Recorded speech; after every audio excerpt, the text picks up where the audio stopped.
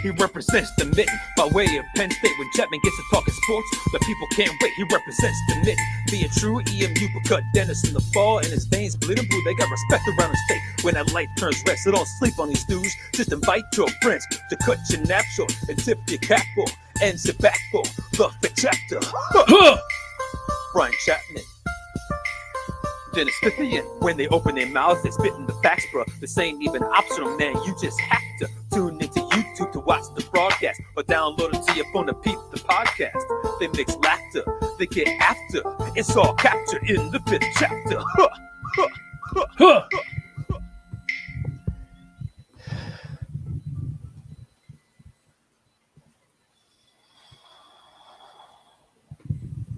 That's right. Welcome to the Fith chapter. I am Brian Chapman. He is Dennis Fith, and we're here ready for episode number 108.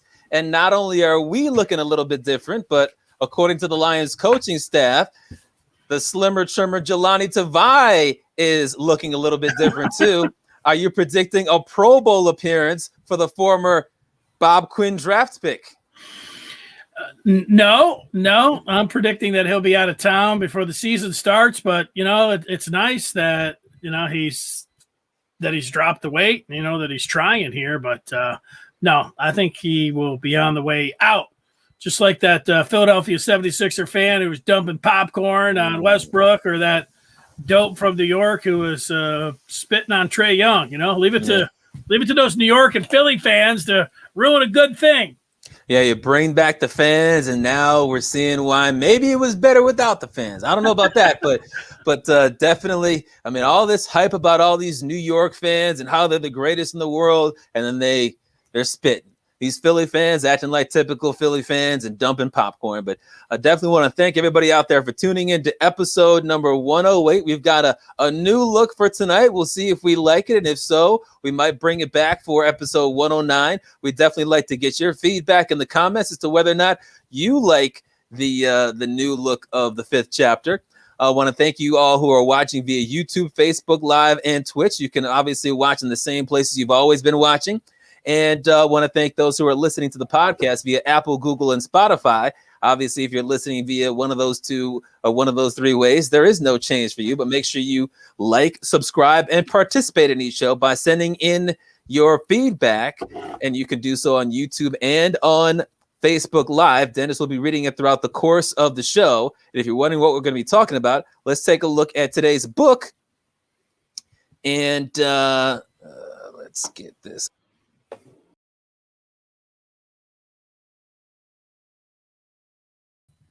Now we'll take a look at today's book. And as you can see in the second chapter, we've got Hunter Dickinson declaring for the NBA draft. Should he go pro? Will he go pro? In the third chapter, a couple of star golfers have a very fierce beef going right now. We'll tell you exactly what they've been doing over the last week and whether or not that's good or bad for golf. Tell you whose side we're on. In the fourth chapter, health experts and the Japanese people want the Summer Olympics of 2020 played in 2021 canceled due to the pandemic. Should they be canceled? And then in the fifth chapter, we'll try to win you guys some money with the major wagers. So that's what we've got on tap for today's show. But Dennis, let's start off with the first chapter, and that takes us to Avila's Detroit Tigers. And the first thing we have to say is fire Avila. Second of all, they were flirting with a no-hitter, but not the good kind. They were flirting with getting no-hit earlier today by the Cleveland Indians. And we'll get to the Avila comments from earlier this week in just a second. But Dennis, what are your thoughts on the Tigers almost getting no-hit earlier today by the Tribe? My thoughts are I'm surprised that they haven't been no-hit already, considering how soft their offense is. And, you just start thinking about it and just how many no-hitters there have been. It's like, if I gave you 2.5, would you take the under with no hitters? Probably would. But would you how much money would you put on 1.5? If you had to, when it came down to no hitters? No, I mean, Shane Bieber's awesome. I know they beat him on opening day, but he's an outstanding pitcher. And the Tigers are going to get no hit this year. It's just a matter of time. And Bieber was a real likely candidate to do it. It might be one of those things where you start looking, if you can get some odds on it around here, you see a real stud pitcher or something going against the Tigers, you might be ready to just go ahead and, put some money down. You should be able to get some pretty good odds on chances that the Tigers will get no hit. If you pick it, it's going to happen. So make it happen.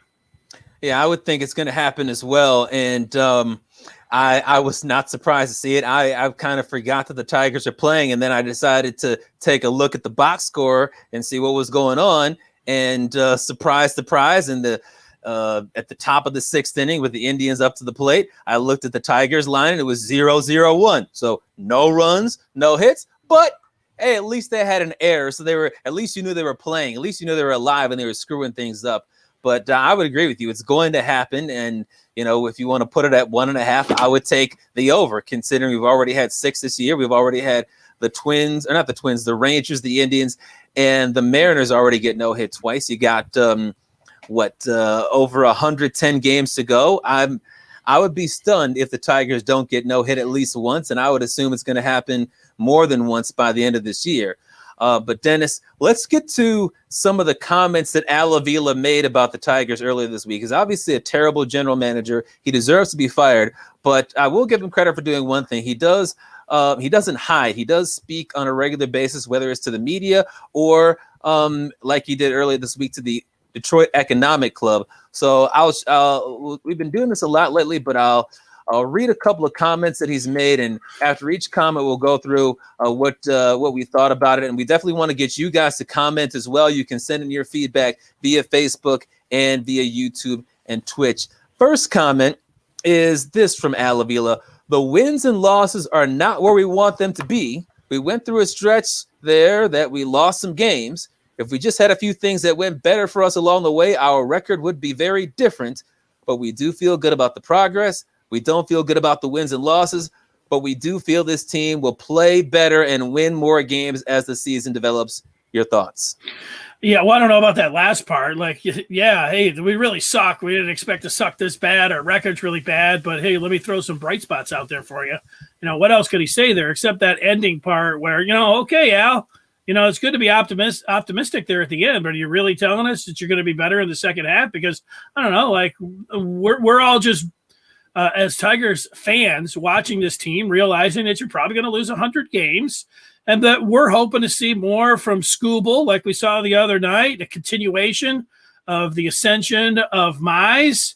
Now, maybe Turnbull, maybe you deal him, maybe you don't. Maybe we see some other bright spots there as well. But let's not, we could just call a spade a spade. The team's worse off than you thought. Yeah, that's fine. You thought you'd have had a couple more W's here. It's not going really well. But that last part about, we're expected to get some more W's. I mean, you could say, hey, what do you want? What do you want them to say? Yeah, it's going to continue. We're going to really be really bad. We're careening toward 100, and my seat's as hot as hell. He doesn't have a lot that he could say there. That's going to be, I think, a theme throughout this entire thing. I mean, what are you going to say when the 5th year of a rebuild, everybody's looking at it and saying, what the hell is this? Yeah, I tend to agree with a lot of that. I mean, that last part about we do feel this team will play better and win more games as the season develops.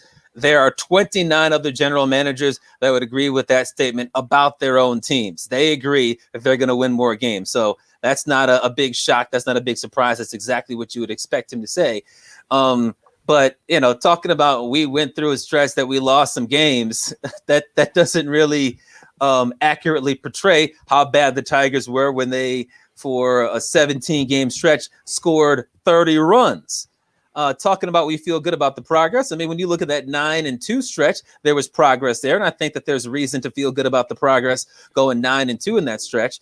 But since then, what are they, like 1-4, 1-5? This is after the comment, but they were getting close to getting no hit today. They got shut out in the first 9 innings of yesterday's game. They ended up winning 1-0, or the first 7 innings of yesterday's game and won 1-0. So praise the pitching, but the offense was good. But the progress of this team, like, fans are tired of sitting around talking about progress when they're, flirting with or are by a wide margin and dead last in the division. Yeah, before you go on to the next one, I'll just say Keith has jumped in. He's on the live chat. If you're out there watching and you want to get your comments in, we read them as the broadcast moves on. So, I mean, if you're listening on a podcast later on, you can say, hey, I need to jump in if I want to hear my comment later on when I'm listening. But right now, Keith says the Tigers don't exist to me. I have no interest. Might peak at Mize or Skubal.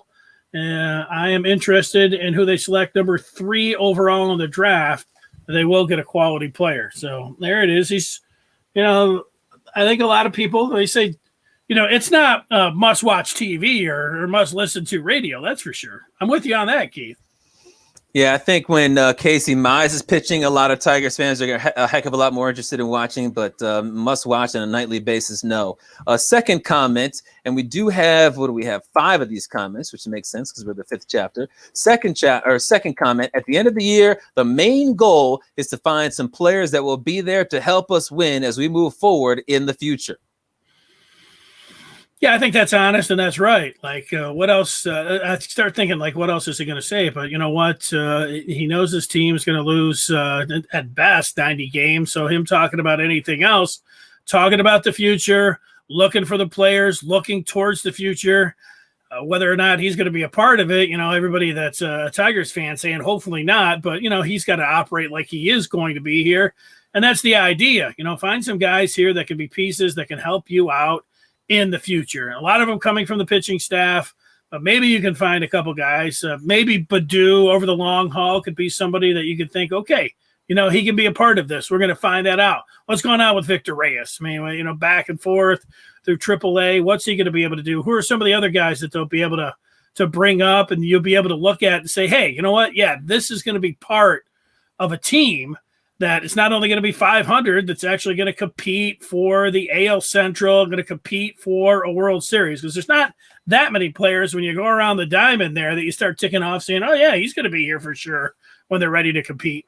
I mean, how many of those guys did you start looking around the diamond? I'm talking about the pitchers. How many of the everyday players do you look at and say, oh, yeah, this guy's going to be there? Yeah, not many. And when I looked at the comments and just real quick to restate it, at the end of the year, the main goal is to find some players that will be there to help us win as we move forward in the future. Like, that's been the main goal for each of the last 2 years. The main goal has been, let's see if we can find some guys that are going to be here in 2021. That was the goal in 2019 and 2020. Who are some guys that are going to be here in 2022? So if they have the same goal in 2021 that they had in 2020 and in 2019, then obviously things are not going as planned. Obviously things are screwing up for Avila and his rebuild, because by now it should be, hey, we've got these couple of guys, these 2-3 guys, at least, hopefully, preferably 4 or 5. But we got these 2-3 guys. Now we're trying to get some more guys to build around our core of infielder X, outfielder Y, and pitchers Z and A. But instead, Avila is saying, once again, quote, the main goal is to find some players that will be here to help us win as we move forward in the future. He's at square one. That's what you expect to be. That's what you expect him to say on day one of the rebuild, in year one of the rebuild, not year 4 or 5 or whatever this is. All right, let's go to the third comment from Avila. He said, from the very beginning, we wanted to get the pitching right, and then later went on to say, as far as the starting pitching, we've done a marvelous job. The players have done really, the players have really done well. We feel very good about that. What do you think about his assessment of the starting pitchers, Dennis? You know what? That is the bright spot. But I would just tell everybody, let's relax on that. Like, Skubal looked good the other night, with the Mize and Turnbull here. But, let's just, I don't know. There's part of it, like, I want to tap the brakes too. Like, yeah, Mize, he looks good. But you know what? It doesn't look marvelous to you? Well, they drafted him first overall. They drafted Manning in the first round. They drafted Faedo in the first round. Perez, when they traded and got him with Justin Verlander, he was thought to be the top Tiger arm in their system. Same thing when they got Wentz. I mean, he was supposed to be a pretty good arm, the lefty. He's Tommy Johns. Burrows was another guy. Like, oh yeah, great promise. And I don't know where he's at. So they've done nothing but draft. Pitching, there's a part of it like, yeah, you know what? You better be pretty promising in the 5th year when you've been taking nothing but, not the last 2 years, but before that, that's all they were doing was taking starting pitching and trading for starting pitching. So, yeah, having a few guys there. But, again, is he going to say, yeah, well, we would like to be a little bit better here? I don't know. It's marvelous. That's not what's coming to mind here. A little hopeful, showing some bright signs. I think people get that. I don't think everybody's sitting around like I don't think anybody's buying the marvelous line.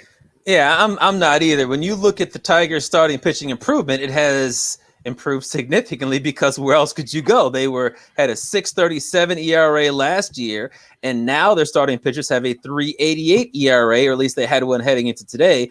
Boyd sucked today because it's getting kind of late in the year, and Boyd can't be trusted to star past May. At least that's what his history suggests. But you look at the 3.88 starting ERA, that's the 12th best in the majors heading into today. That's not marvelous if you're 12th best, but that's a big jump. That's a marvelous jump, I would say that. And I do feel that that I would feel better about the Tigers starting pitching if the ERA was worse, but either Mize or Skubal or Manning were in the running for some sort of significant award, like the AL Rookie of the Year, or they were on their way to be an all-star, and not just because the Tigers need a token all-star because every single team gets one. And, Mize, with the improvements he's made over the last month, could get there, but he's not there yet. And that's why I would not slap the marvelous label on it right now. But you look at the rotation as a whole, Mize has been looking good. Skubal is looking better, certainly than last year. Boyd is he back to being decent, or is he starting to fall off because that's what he does? And you have to hope that he's not collapsing. Turnbull had the no-no, and then he came back to earth, and he's only made 7 starts. Urane is just okay. I think all of that in totality is much better than last year, but it's not marvelous. And there's I think it would have been fair for Avila to say we've made some big improvements without sticking that M word in there. I'll tell you what is marvelous is that all of the feedback comes right in on the right side of the bar now, and I can just see it all at once. Bart is on Facebook, and he is typing in on the Tigers, and he says, yes, I believe they are heading in the right direction, talking about the Tigers. But as fans want more out of this group of players, I feel the only thing Avila needs to do a much better job or let's go get a real GM?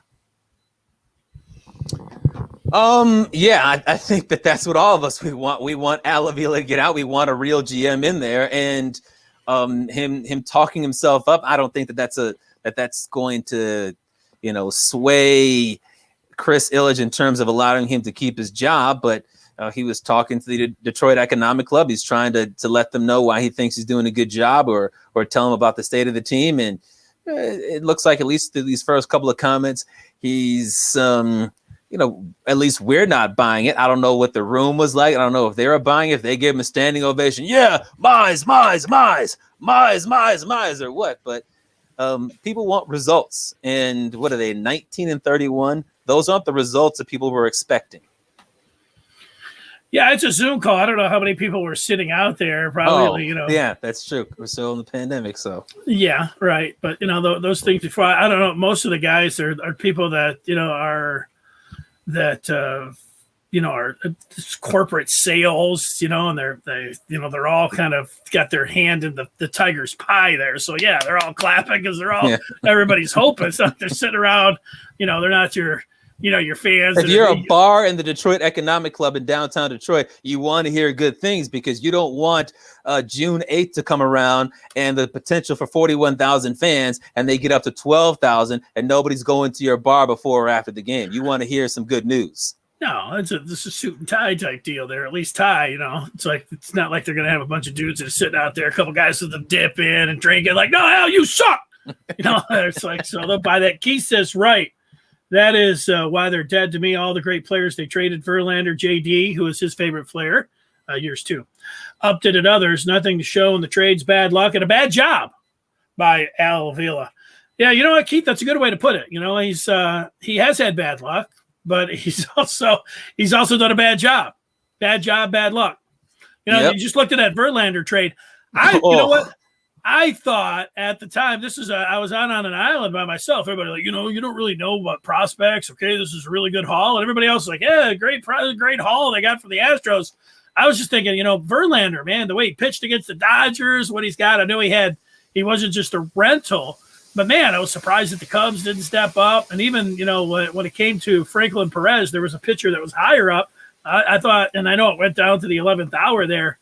Man, I was thinking, I would have wanted to get more there. Couldn't be got more, but Avila never gets the appropriate amount. He always falls short, and then he even tells you afterwards, he's honest, said, hey, there just wasn't a market. I just couldn't get a good trade for this guy.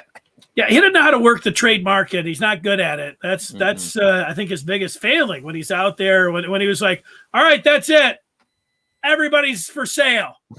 You can have anybody. Then he comes back, he's like, I don't know, just nobody was calling. Yeah, he was basically going out there saying everybody for sale, and then at the end he's like 29 or 2 for 50, and he gets nothing.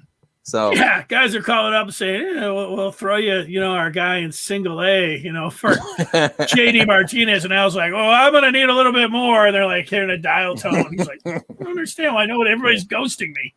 By the way, with Matt Boyd only going 5 innings today and giving up 4 earned runs, his ERA ballooned from 3.08 to 3.49, and that means that the new team leader in ERA for starting pitchers is your boy Casey Mize, the guy who you said it before the season would be the Tigers' lone token all-star. And you laughed at me. I did, because of what happened last year and because I thought it would be a huge jump. But obviously he's improved as the season has gone on, and the big key is there's not much competition. I think when it comes to bad luck and, bad job by Avila, to use the line that Keith had there, it's like with Castellanos. It's like the job of a real good GM was to figure it out wherever he was going to be, third, left, right, DH, first base, finding a spot for a guy that can really hit. And yeah, he had his issues here. He was bitching about the outfield. There's all kinds of things going on, and we get that. And the fans turned on him and all those things. But a real good GM and a manager, can figure that out to have a productive player. Nick Castellanos should he was drafted in the first round. He should still be here with his team. Instead, it was like at the end there was nothing. Couldn't get anything for him, and he just left. And now, here he is raking all the time. You see him, you're like, meh. What's Al saying about him? Just didn't work out. No, it didn't. All right, we got a couple more comments from Al Avila. The next is on the development of some of the position players. And here's what he said to the Detroit Economic Club. We're still trying to figure some things out, who are going to be the mainstays and who are going to be part of the future and things of that nature. I think Willie Castro is still a work in progress. The guys are working with him very hard, but the potential is there. The two catchers, Haas and Rogers, we can see the difference between or behind the plate from a defensive perspective. In the infield, you've got guys like Harold Castro and Jeimer Candelario really coming through. What do you think about those comments? I don't know about really coming through. Haas has been a nice story. I like Rogers' mustache, and I like Jeimer Candelario. He does look like he could be a player. Talking about a piece, moving forward, he looks like he could be a player that could be with this team and could contribute when they are ready to make a run at the playoffs. I mean, that part's true, but the rest of this, I'm not going too far. Haas has got like 4,000 at bats in the minors. You find guys like that. Are we really banking on him? Like he's good behind the plate too, but are you ready to say he's going to be what was the first comment? He's going to be, a piece of the future? Mainstays. Yeah, do you feel like he's going to be a mainstay? I'm not sure about that. He's a nice story, and I've enjoyed watching him play. But are you ready to say Rogers or Haas is going to be a mainstay? I'm not ready to say that. No, and this just goes back to the same thing that I mentioned in the second comment, where if he's talking about in year 4 or 5 or 6 or whatever year you think this rebuild is in, about, we're still trying to find some. Okay, 5. But if you're Chris McCoskey, you say it's 4, and then you take away the pandemic, it's year 3. So if whatever year it is, if he's still sitting there trying to find some mainstays, then that's a problem. That's a sign that he deserves to be fired, because you should have some mainstays by now. Willie Castro, I was profoundly disappointed in the way that he started off this season, because I thought that he was going to be the Tigers' token all-star. And not only is he not hitting close to the 349 that he hit last year, but he can't play any defense. I heard Dan Dickinson a week or so ago talking about how when he's trying to turn a double play, he's got one of the worst double play rates in all of baseball. I think the average is like 2/3 of the times you turn a double play ball and a grounder up the middle. And when he's involved, it's less than 50%, which is atrocious. I agree with your comments on the catchers. And, Candelario, is he a mainstay? He's a quality player, but do you have to build around him? I would say, no, you don't have to build around him. So, this is just another sign that he deserves to be fired. And when he's talking about, we're looking for mainstays. And he could go ahead. Go ahead. Let's read the other comment. It'll probably blend right into my thoughts. This next comment is about Akil Badu. He said Akil Badu was the talk of Major League Baseball for a whole month. If you see his numbers today, they're very good numbers. They're very respectable numbers. When you just think about this guy hasn't played beyond A ball, it's really mind-boggling. We think we have a really good player for our future here. Yeah, I don't know. I think it's 50-50 on Badu. You ready to go all in on him? Is that what Al's doing? Is Al I'd love to be out there and ask him some questions. Hey, Al, you ready to, you ready to give him some kind of deal? You ready to put your name to he's going to be out there, for the next 3 or 4 years?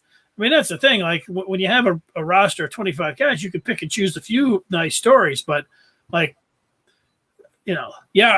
the record really stinks. The defense is really bad. We can't hit a lick. And, our bullpen's a mess. But hey, that starting pitching's marvelous. That's the thing that we're at.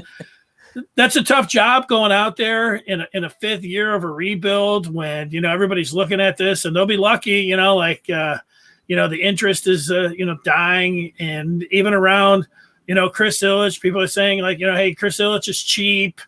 He got his buildings built and everything, got the money, ran all that through, but all this promise, of the district Detroit, and you go down there, let's be honest about that. I would love to be sitting over here, oh man, it's great. Just go down to the ballpark and all the district Detroit around there. But No, it's nice for Chris Ilitch and Ilitch Holdings with everything that they've got going, but it's not nice for the surrounding area. And it's kind of like with the club, with the Wings and with the Tigers here. It's like, like if both of those teams were even 500 sniffing at the playoffs, my guess is that the District Detroit would look a lot better than it does right now. Yeah, nobody's sniffing 500 Pistons, Red Wings, Lions, or Tigers. When I looked at that Akil Badu comment, I don't think that he's wrong about Badu being the talk of baseball for a month, because he wasn't. He was the talk of baseball for like 2 or 3 weeks, and then he fell off significantly after that. But he's not wrong about Badu being very respectable. When it comes to him being very good, no, but very respectable, yes. I was looking at his numbers coming into today's game. 245 batting average, which ordinarily you say that's not good, but that's about 10 points higher than the Major League batting average right now. He's got 4 home runs, but all those took place in April, and an 838 OPS. You look at the difference between the April numbers and the May numbers. In April, he hit 222. In May, he hit 286. And considering that's about 50 points higher than the Major League Baseball average, in May, he's been certainly very respectable. The home runs, that's dropped off 4 in April, 0 in May. So you don't like that. The OPS has gone up because in April, it was at 814. This month at 847. So seeing that jump up 33 points, you're probably figuring, how does that happen when he's not hitting any home runs? Well, he's cut down on the strikeouts, only 12 this month, had 29 last month. The walks have gone from 2 to 11, and he's basically gotten more walks and become a singles hitter because, I mean, you don't like that the power disappeared, dropping from 11 extra base hits last month to just 3 this month. But if you're striking out less, if you're walking more, then that's what you want as a hitter in general. You obviously, in this era of baseball, you don't really care about the strikeouts, but you want the home runs. He's not getting that. But a lot of experts will tell you that OPS is a heck of a lot more important than batting average in determining the quality of a player. And both of those numbers have jumped up this month. So from that standpoint, I like the fact that he's striking out less, he's putting the ball in play more. And I think that, when we first saw him, I don't think anybody thought he was going to be the next Ken Griffey Jr. hitting 50 home runs. But if he can give the Tigers at least a contact hitter that's getting on base on a regular basis and setting the table for, guys behind him that don't know how to eat, I think that's at least a piece you can look at as not very good, like Avila said, but very respectable. And hopefully that continues. Yeah, here's the thing. Like, there's been at different times, like Jacoby Jones has put together a nice month or two here or there after he, like if you take the whole thing, you can look at it and say, no, he hasn't. But when he switched his batting stance and his approach, his numbers really looked good. And I know they fell off for the last month or two. That's why he's down in Toledo. But there's a lot of different. Victor Reyes, has had a good month here or there. I like Badu, but I still think it's 50-50 on whether he's going to be a meaningful piece with the team moving forward. Yeah. Let's get to some more of the feedback. Jelinek, he is off tonight, and there we go, ready for some more chapters. By the way, we do have a new feature where we have the ability to share some of the comments, like this one. Ooh. Yo, look like you got some sleep. Good for you. So the long-running joke about how much sleep Dennis has gotten, it looks like Keith is pleased with the way your eyes look. Hey, I'm glad. How did you throw that up there? That was nice. I'll just say this: check your cell phone. Check my cell phone. Yeah, you can check your cell phone while I turn the page to the second chapter. And that takes us to college basketball and pro basketball, a mixture of the two, because you got Hunter Dickinson, who decided that he was going to declare for the draft. And I can actually show you guys what he said right there. Nice. He said, and this is just, I'll just read a couple of excerpts, winning the Big Ten and a run to the NCAA Elite Eight. Those are memories that will last a lifetime. With the support of my family and coaching staff, I am excited to announce that I'm declaring for the NBA draft and signing with an NCAA certified agent in order to retain my eligibility. It has always been my dream to play in the NBA, so it is important for me to gather information before making this decision. I look forward to getting feedback and am excited for the next steps in this process. So those are the words of Hunter Dickinson, who is turning pro, or at least declaring for the draft. But the question is, should he turn pro? Dennis, what do you think he will do? What do you think he should do? Well, I think it's a good idea that he goes in there and gets evaluated. You can't lose by being able to do that. You have to, I think July 19th, where you could pull your name out. But there's a lot of guys. I mean, it's a tricky situation because there's a lot of teams, there's a lot of agents that will say, yeah, you know what, you're going to go in the first round, stay in there, go ahead. They're promised you'll be one of the top 50 guys. You'll be one of the top 32 guys. You'll hear a lot. How can you get an honest assessment? Like, it only takes one team. If there's one team that's over there promising them, but then somebody falls and they say, well, we were planning on taking you. Can you get 2 or 3 teams that are ready to make that promise to you and say they're going to really take a look at you late in the draft? That's a hard thing to sift through to kind of get that feel, whether or not, you're going to get picked in the first round. And I think the first round is that, you get the guaranteed money. And you feel like it would be a solid move for him if he ends up going in the first round. But really, I think the kid, he's not going to lose any way he goes. I mean, if he goes to the pros and he doesn't get picked in the first round, he doesn't even get picked in the second round, somebody's going to take a chance on him and want him in. Like, I'm watching, the Suns could have used him the other night. I mean, the one thing about him, like, he's 7'2". He says 7'2". He's listed at 7'1", and he's pretty athletic. I think that he's going to get 2 or 3 years, even as somebody that would be undrafted, that a team would take a shot on to have, whether it be a little bit of the G League next year or bring him along as a project because he's 7'1", see if that outside shot, because he's a really good, he's a good shot blocker. He's a good passer. He can score down low. He's he's lefty dominant. He has shown the ability to drop a little bit of a jumper outside, and with the athleticism that he has, he's got pretty good footwork. I could see him extending his range. I don't know if he's going to be a 3-point shooter, but I just look at some of the guys, look at the Pistons, Mason Plumlee. He's made $50 million. He's in his 7th year. He's 6'10", 6'11". Hunter Dickinson's bigger than him. Mm-hmm.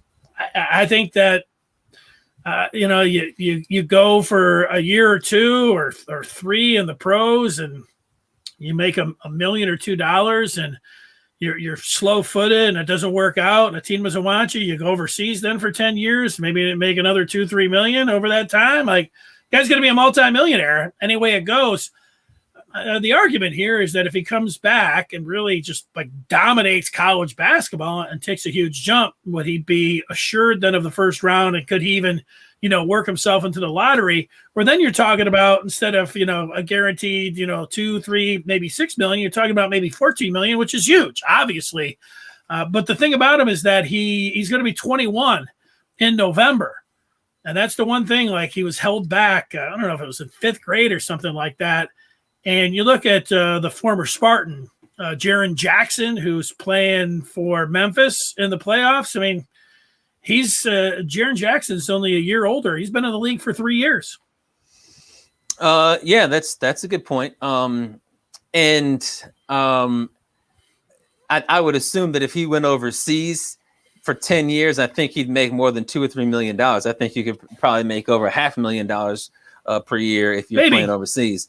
But if I were Hunter Dickinson, I would not go pro unless I was told by the draft experts that I was going to be a lottery pick. And I don't think that he's going to be a lottery pick. But the reason I say lottery pick is because if you get told by the draft experts, and maybe you get told by a team or two, and maybe you look at some mock draft and you see yourself in that 13, 14, maybe even 10 range for the NBA draft, if they're off by 10 picks, If they say lottery and they're off by 10 picks and you get pick number 24, well, guess what? You're still going to be a first-round pick.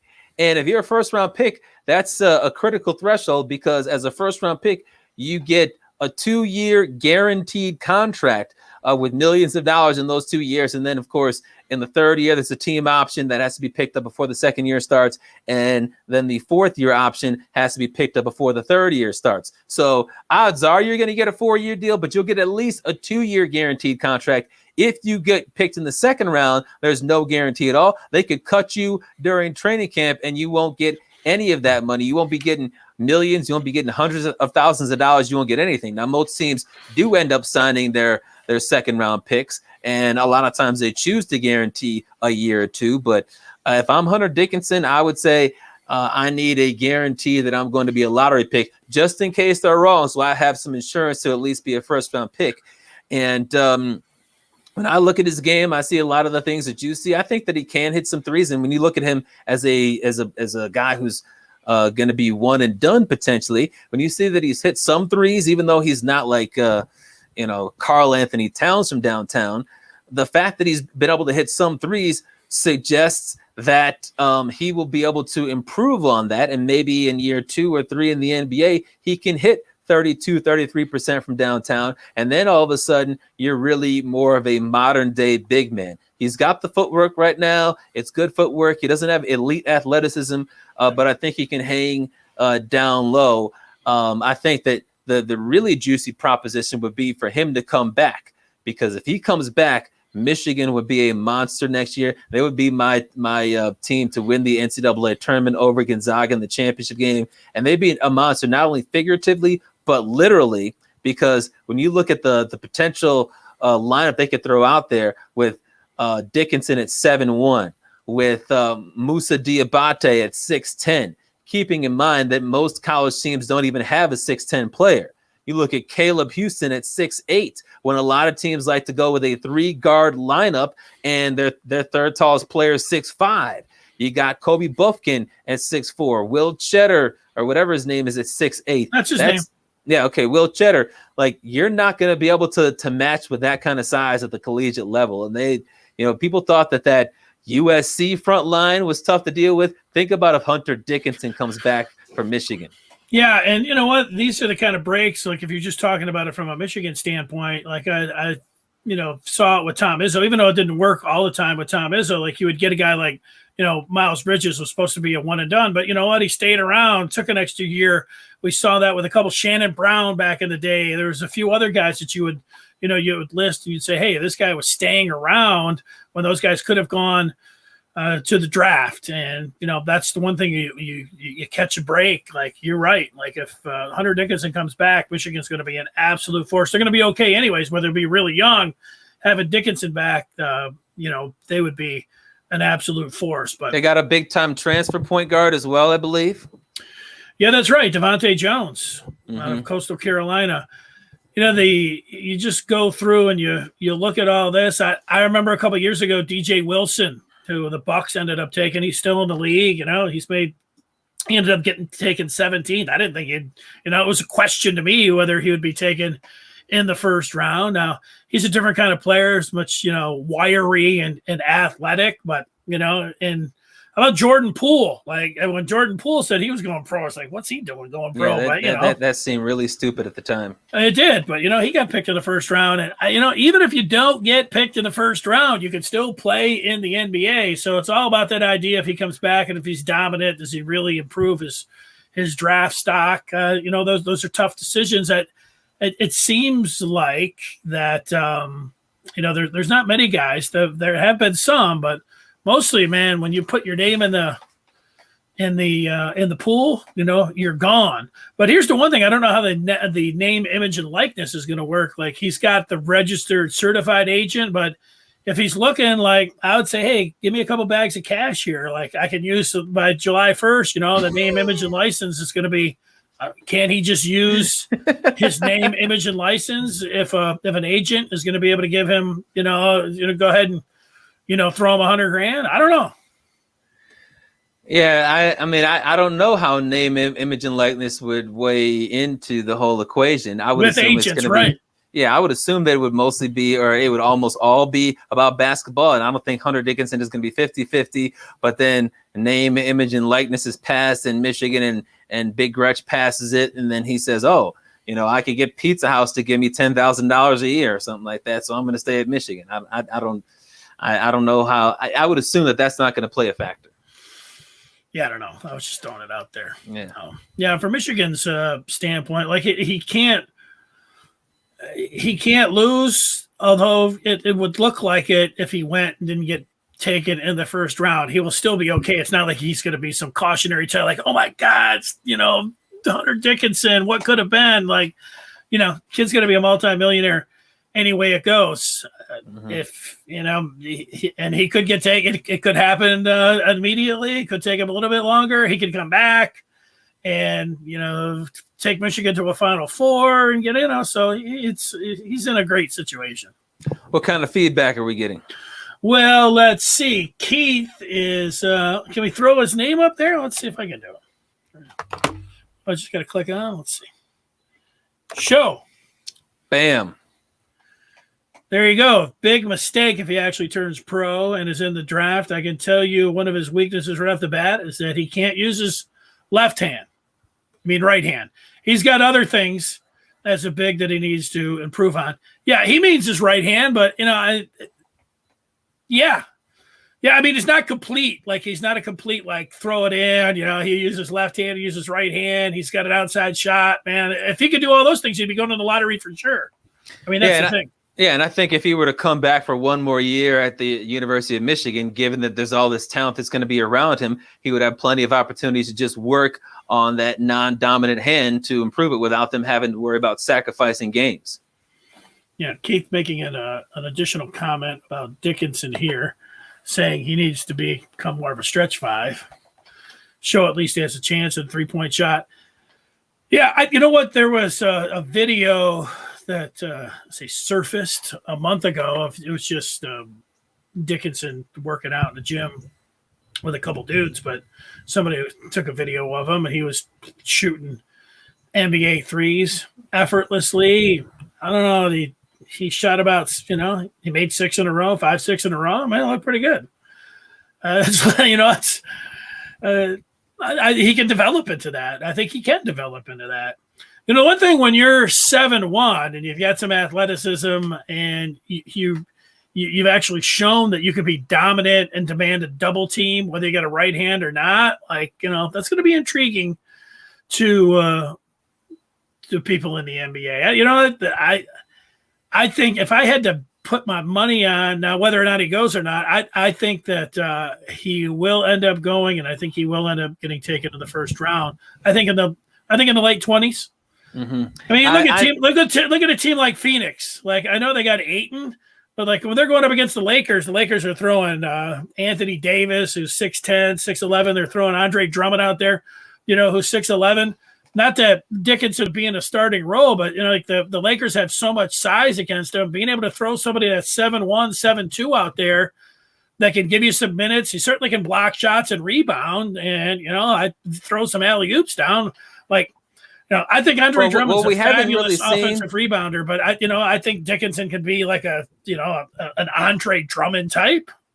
Well, what we haven't seen is Dickinson play against guys that are as big as him. And that's one of the big issues that you always have with regards to college big men is they're always bigger than everybody else they play if they're a 7-footer. Well, so no, Coburn from Illinois, Garza, you got 1 or 2 guys a year. Yeah, Garza, the kid from Minnesota's 7'1" too. Like, they're mixing it up a little bit. That was the one thing about the Big Ten this year. They actually could throw some 7-footers and some guys that could look them in the eye. Yeah, well, that's true. It's just obviously when you get to the NBA, it's every single night he's going to have to deal with that, and they're going to be extremely athletic. All right, if Mason Plumlee can play for 7 years and make $50 million, I'll put my money on Dickinson. I think Dickinson could do the same. My prediction is that he's not going to go pro, but I also said the same thing about Jordan Poole. I also said the same thing about DJ Wilson, and I was wrong. Well, I was wrong on Poole. Everybody was wrong on Poole. I I didn't hear one person say, "Oh, it's a great decision," or even when he got picked, like, "Oh yeah, well he's going to make it," you know. And then well, when he got picked in the first round, I said it was a smart decision because he got the 2-year guarantee. Oh, right. Same thing with DJ Wilson. I didn't know that he was going to get necessarily. I didn't think he was going to get picked in the first round for sure. And then there he went at 17. Ended up being a great decision for him. All right, let's turn the page now to the third chapter, and that takes us to golf, where we've got a brewing hatred between Brooks Koepka and Bryson DeChambeau. Not only do they have in common the fact that they lost to that AARP recipient over the weekend, but they hate each other, and that was on full display. I'm the same age as Phil Mickelson. Let's go. Well, then you are getting AARP mail as well. Do you have your card? I think you got to be 65 to get that. No. 50 years old is when you can be in the AARP. Oh. You can get yourself some senior discounts. Go get it, Dennis. I did. I was calling about a mower the other day that I get this electric mower that I left out in the rain like 2 years ago. So I was just calling to see, like, can I throw it out? Should I send it in? Just all my options. And it was an 800 number, but it was 855, and I thought it was 800. So I was calling, and the automation picked up and said, "Hey, if you're 50 or older, you're good for one of these." And I was like, "Oh, 50 or older." So it's starting. I still have 14 years for that. But when it comes to Brooks Koepka and Bryson DeChambeau, their beef was on full display over the weekend when Brooks Koepka was being interviewed. And we'll share that interview with him. And what you're going to see is Brooks Koepka being interviewed by whoever this reporter is. And then in the background, you're going to see Bryson DeChambeau walk by. And Bryson DeChambeau said something underneath his breath. Well, here's exactly what transpired.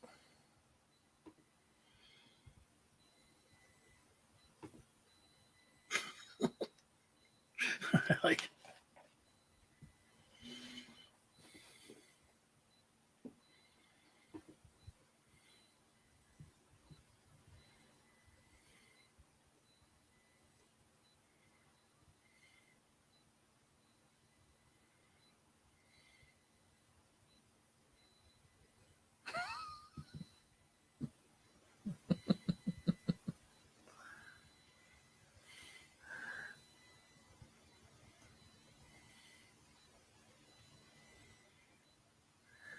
now, before we play the whole thing again, let me just say this. If you're wondering what the BS was that Brooks Koepka was referring to, when he started talking about his putt, apparently that's when Bryson DeChambeau walked behind him. And according to BroBible.com and also some other social media accounts, Bryson DeChambeau said, "Just got to start it on the right line," which is a really snide remark when you're trying to make a putt and you're talking about why you missed the putt. Obviously, you have to start it on the right line, but see if you can hear it the second time through when we play it.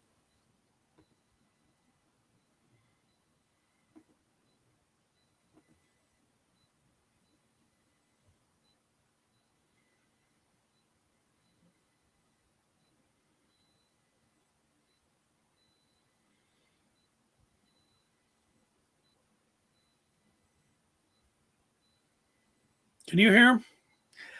I couldn't hear it, but other people who have heard it say that that's what they picked up from it. And it makes sense given his reaction and given the comment that he made just before. So, but that's just a sign of where their beef is, where you got one guy trying to conduct an interview and the other guy walking up behind him making a snide, sarcastic remark. In addition to that, there was an announcement, I believe it was yesterday, when on social media, Bryson DeChambeau on July 6th would be teaming up with with Aaron Rodgers to face Tom Brady and Phil Mickelson in a golf match. And because Rodgers is teaming up with Bryson DeChambeau, Brooks Koepka put a tweet out regarding that to Aaron Rodgers, and see if we can display that for you guys on the screen. Here is what he said. Boom, boom. That is not it. Hold on a second. See if I can scroll down for you guys. Here we go. Sorry, bro, is what he said to Aaron Rodgers for having to team up with Bryson DeChambeau. And then Bryson DeChambeau responded by saying, it's nice to be living rent-free in your head. So this trash talk is way more than just on the golf course. It's way more than just at the golf course where you're walking up behind somebody making a snide comment. It's gone to social media as well. And the question we have for all of our viewers out there is whether or not this beef is good or bad for golf, because typically you don't have country club golfers with a beef like this that's so public. Yeah, well, you're right. I think it's good for the game, but there's a part of the game where this is supposed to be a gentleman's game. You're supposed to call fouls on yourself, and you're supposed to be above all of that, and you're supposed to play a certain way. I mean, that's part of golf etiquette. It's part of the game. But I like this. I think I would love to see these guys paired in a final round going up against each other. Here's the thing, Koepka's had he's had 4 majors, and for DeChambeau, it's just come along where he beefed up 30 pounds. He's bringing science into this, and acting like he's he's hitting the hell out of the ball, hitting it 375 yards, but then he went out and won the U.S. Open last year, so he established himself as somebody that, can talk a little bit. Like if DeChambeau didn't win that major last year, Koepka could be like, where's your rings or where's your majors? He's got one now. But the one thing about DeChambeau, and this is coming out, the one thing that all golfers get on is that they hate slow play. And DeChambeau is a slow-ass player. I mean, he's out there. He's always pulling his little book. He'll have a 3-foot putt, and he's pulling the book out, taking a look. He's like, what the hell are you doing? Okay, get up there. You know what it is. And slow play sucks. Well, it pisses off guys that just like to get up there and walk up, like Koepka. Koepka, he walks up to the ball, takes a look, and hits it. That's it. And DeChambeau is the opposite, man. He's out there doing everything else and, pulling this club out, putting it back. And, and it's one of those things. Mickelson's a deliberate player, and it was driving Koepka crazy. We need to get these guys paired up, preferably in a major, preferably at the U.S. Open, coming up. That's what we want to see. And I think it'll be, of course, it's going to be good for golf, because you tell me if it's not good for golf that they'll be talking about it nonstop, leading up. I don't know if they're both playing at the Travelers this week or whatever else, but believe me, when it gets to the U.S. Open, it'll be one of the top 3 stories. And I think I misunderstood what you were saying about not hearing the audio. So let me see if I can play it again so that everybody can hear it, because I thought you just meant you couldn't hear what DeChambeau was saying. But here is that audio if you couldn't hear it the first time. With in the foreground, you got Brooks Koepka being interviewed by the reporter, and then Bryson DeChambeau in the background saying, just got us started on the right line. Here's that now with you hopefully being able to hear it. Let's see. Golf course was asking you today, Brooks, what were you able to do well and put up that nice number? Just ball struck my way around this place. Didn't putt well, but I don't think many guys are going to putt well with this wind. It's very tough. I don't know what other guys have said, or I just felt it difficult to read. Sometimes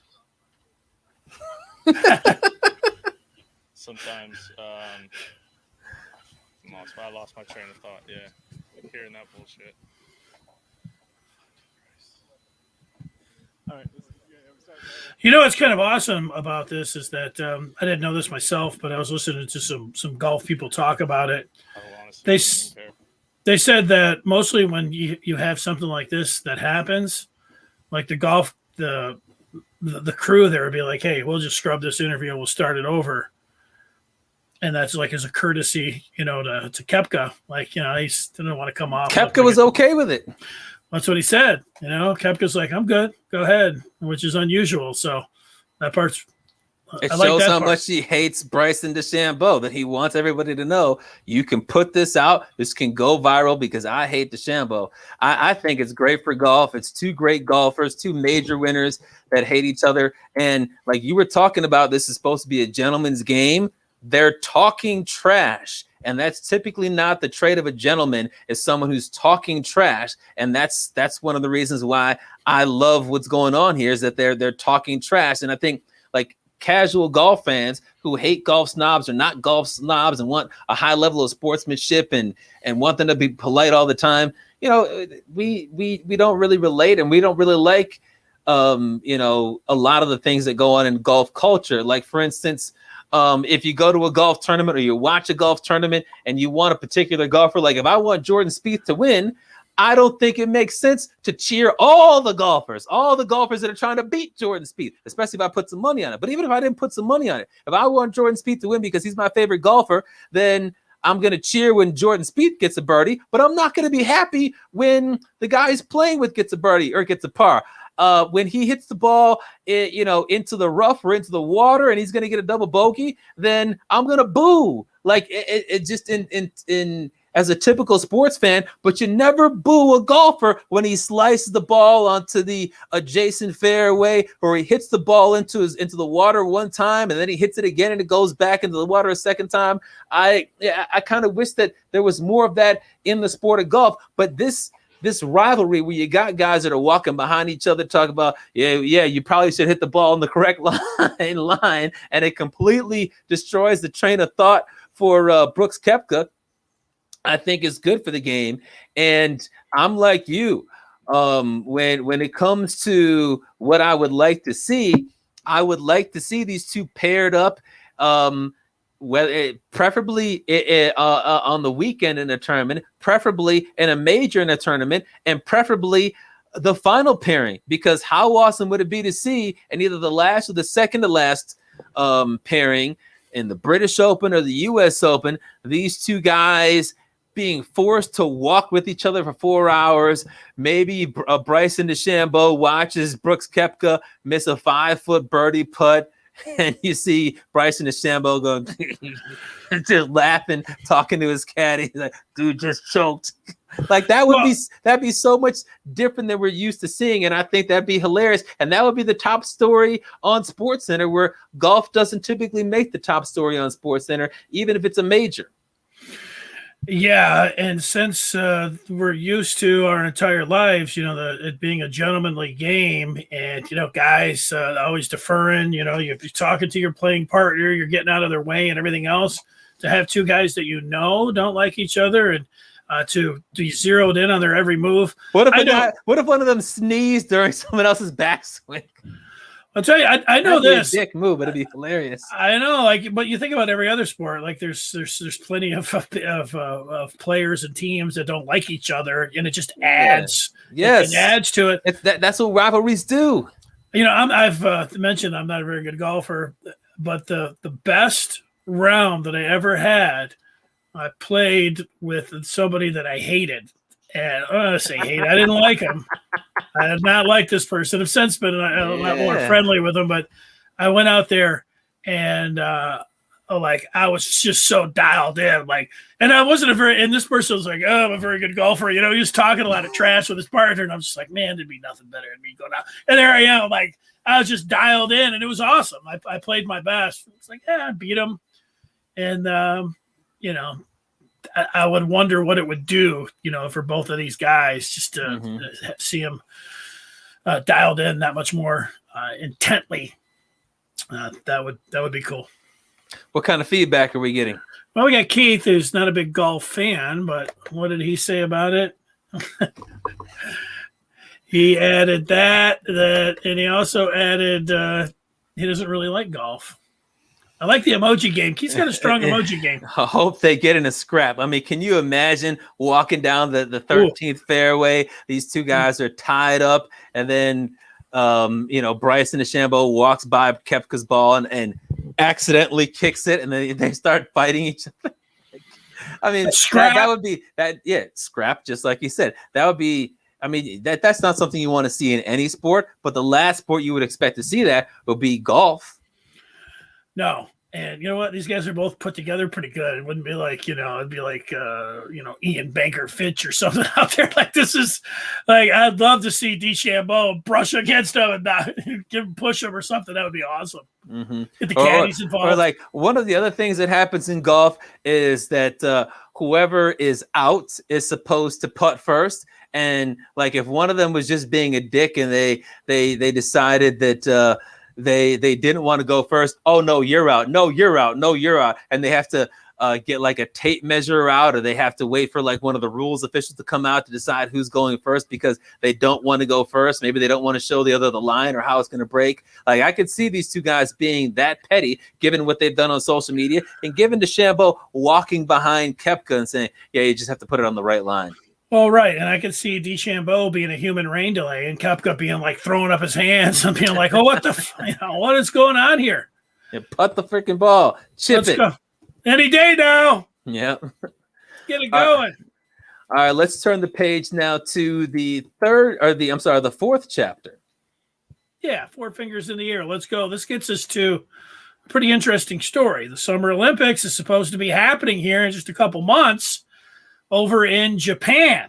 It's set to go in 2 months, but a major Japanese newspaper, the second biggest newspaper in Japan, they are saying that they should cancel the Olympics, and that they have put out, and it's not just a poll that they did, but another independent poll of the majority of Japanese people. They want the Olympics canceled as well. It's because the coronavirus, while we've got a nice trajectory over here, and feels like, I don't know if we're putting it in the rearview mirror, but we're trying, it feels like that. Not over there. It's like they're in the heat and right in the middle of skyrocketing cases here. So lots of money at stake. What do you think about the possibility of the Olympics being canceled, Chapman? Yeah, it's also some of the health experts weighing in. I mean, I don't see why they can't hold the Olympics. Like the one thing that's you have to consider is that Japanese culture is different than American culture in the way that they've handled the pandemic, because like everybody wears a mask over there. You don't have folks that are running around fighting, talking about, well, my liberties and this is obstructing my free speech and all this. Like, everybody wears a mask, and they didn't even have to tell everybody there's a mask mandate. People fighting like, no, I don't want to wear a mask, because they've been doing it for years. So when they talk about their case levels going up, we're not talking about the numbers rising to the levels that we saw like in July and August of last year, or the way that they were skyrocketing back in January and February of this year. They're jumping up, but at much lower levels, and it's harder to transmit the virus when you are dealing with a society that already wears masks at an extremely high level. But I don't understand why they can't do it when, and the other factor is that they've only vaccinated about 5% of their population. But I don't understand why they can't do it, because when you consider that, you're going to have, thousands of athletes coming in, coaches and media, just to exaggerate how many folks are going to be coming for the Olympics. Let's say it's 500,000 people.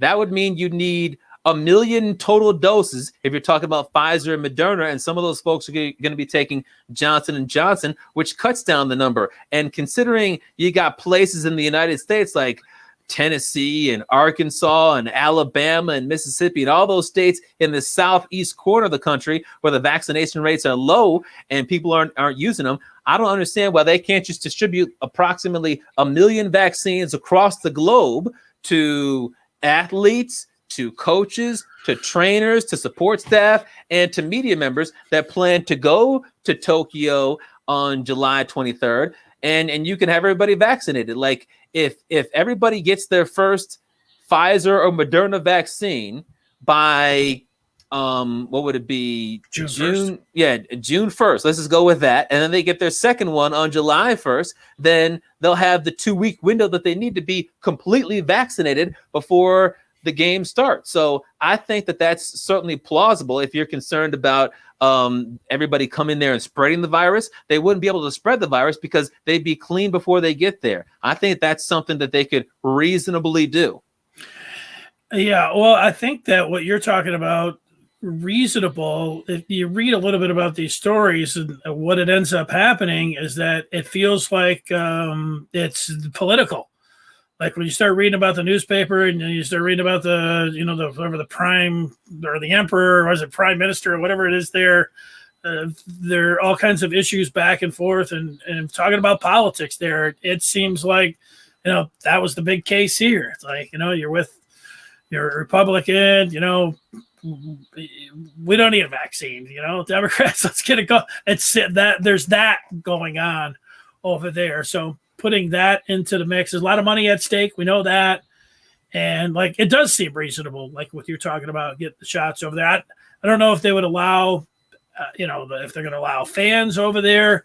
We've seen what it's like with no fans. I've heard that they are talking about limiting fans, at least from foreign countries, from coming.